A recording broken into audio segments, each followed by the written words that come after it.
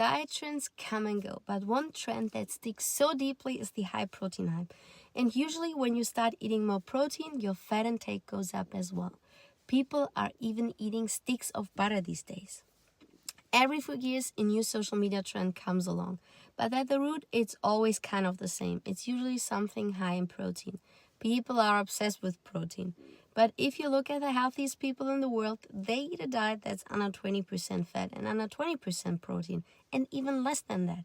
And so did our ancestors. Never in history have humans eaten this much protein and fat. Of course, depending on your age and health goals, your protein and fat needs might vary. But let's not forget, breast milk, which fuels the fastest growth phase in life, contains less than 5% protein. Still, people are obsessed with eating more and more protein and fat. Now, I'm not saying we only need carbs. We need all macronutrients, but not in equal amounts.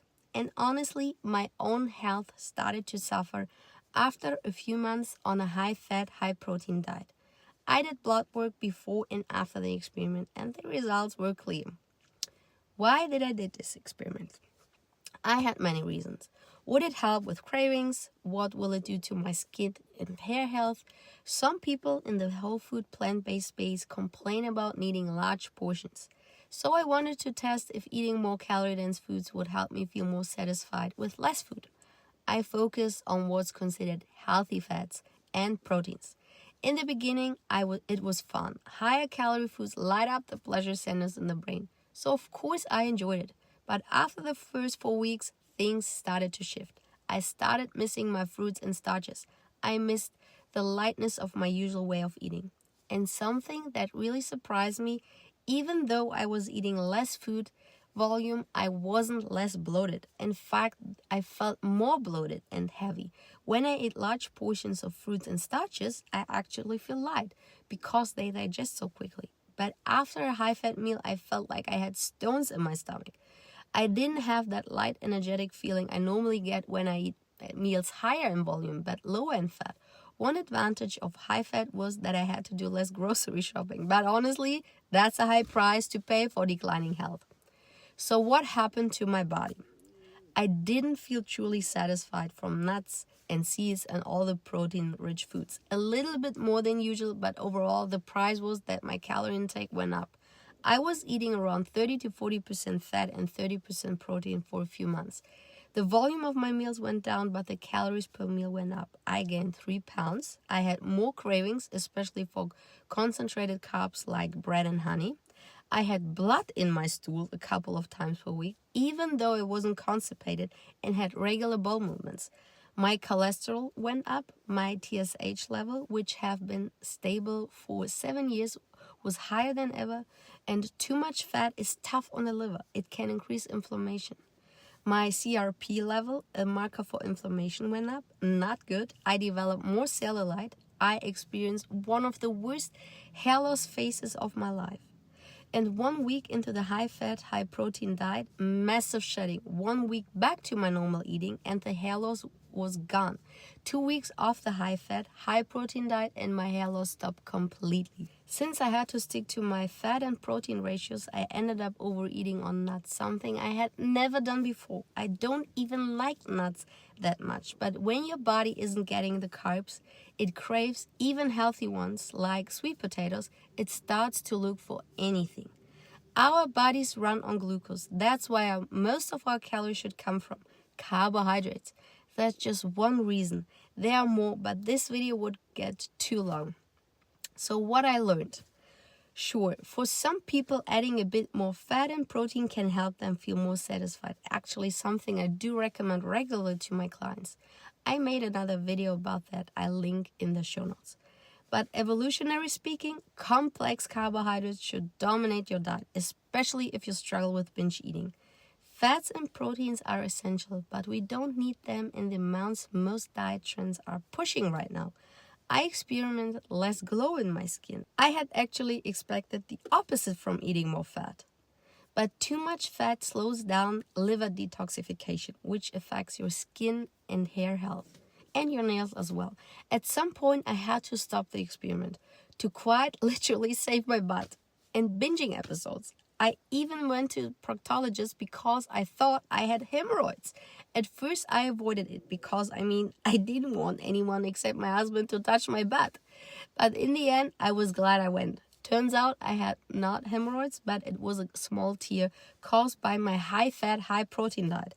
And because life is wonderful, my 2-year-old daughter decided to loudly announce on a plane while it was landing and completely quiet, "My mommy went to the butt doctor." So now you know too. I had blood in my stool for months. 1 week back on my regular diet, it was gone and it never came back. Finally coming back to myself, the first thing I did when I stopped the experiment, I bought tons of fruit, African yams, white and purple sweet potatoes, and plantains. Finally eating all the satisfying foods again. I ate them during the experiment, but way less than usual in order to keep up with my high fat and my high protein intake. And all my cravings were gone.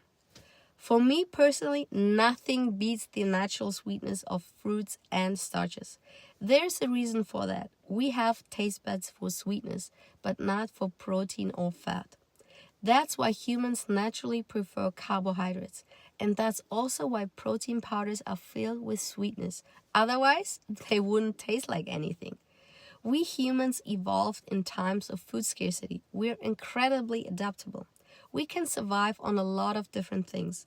But survival doesn't mean optimal. Just because the human body can survive something doesn't mean it thrives on it. And let's be honest, real evolution takes thousands of years, not just a few years of a social media trend. So be careful. Question what you see online. So my conclusion overall, I'm so glad I did this experiment because it confirmed everything I've practiced for over a decade. Keeping fat and protein lower than carbohydrates just works for me. I honor my fruits and starches more than ever now. I work with hundreds of people who deal with binge eating. And sticking to more carbohydrates is what helps them best. Obviously, with other strategies as well. And just a few weeks back on my usual way of eating, the way I've been teaching for years, I lost all the weight effortlessly, without a single day of cravings or binges. Something else this experiment showed me is that I actually get more pleasure from eating larger portions than smaller ones with high calorie density. Smaller portions that are higher in calorie density just don't give me the same satisfaction as a big comforting bowl of fruit or starches. In my online community, one woman shared that she would always prefer a bowl of oatmeal with fruit over a slice of whole grain toast with avocado on top. And honestly, that's exactly how I feel and how many of my clients feel too. There are genetic differences at play here. Smaller meals are often seen as more elegant or more feminine. But I'd rather eat larger portions that fill me up, support my health, and help me maintain a healthy weight instead of forcing myself to eat tiny portions just to look a certain way. Yes, there are people who can eat high-calorie dense foods without gaining weight, but that's not because of discipline. It's because of genetic variations. Some people simply have more stretch receptors in their stomach, which means they feel full faster. So make peace with what God has given you. When I was eating high fat and high protein, I suddenly found myself eating tons of bread with honey, like in my binge eating days, which I had left behind years ago. I craved the carbs so badly. There's so much wisdom and solid science out there from people like McDougall, Peter Rogers, T. Colin Campbell, Ellen Goldhammer, Esselstyn, Lyle, and more. They have been teaching this for decades without jumping from diet trend to diet trend. Yes, our ancestors ate a little bit differently. For example, they ate one food they found like honey with hundreds of calories in one sitting, and then for days or weeks not. But keep in mind, the number one cause of death was starvation. So they ate whatever they could find, just to survive. But today, we don't just want to survive, we want to live well, to thrive. So nothing is set in stone. You can try things, you can adjust, that's part of the journey. But always come back to how you feel and your health as a measure. So keep everything smooth and light under your butt. And let me know in the comments, what's your experience with protein, carbs, and fat? I regularly host free Zoom meetings where you can ask me anything. You'll get the invite through my newsletter. And don't forget to join my free online community for women where we talk about everything on your plate, from binge eating, weight loss, female health, to low toxic beauty products. You can find the link by subscribing to my newsletter. And thank you for watching, and see you in my next video. Bye bye.